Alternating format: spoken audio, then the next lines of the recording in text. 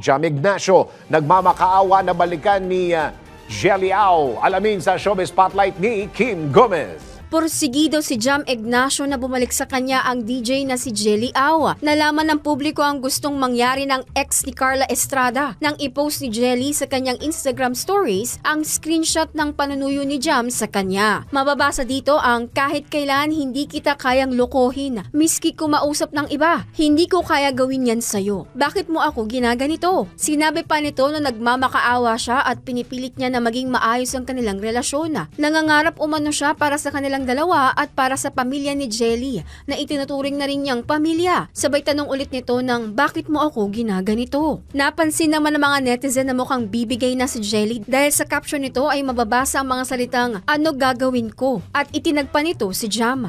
Una rito, nagbigay ng desisyon si Jelly na bagamat mahal pa niya si Jam, ngunit wala na umanong kasalang mangyayari at tuloy ang kaso dahil sa ginawa nitong pambubugbog sa kanya. At yan ang aking balitang showbiz, Kim Gomez, nagbabalita ng tama, naglilingkod ng tama.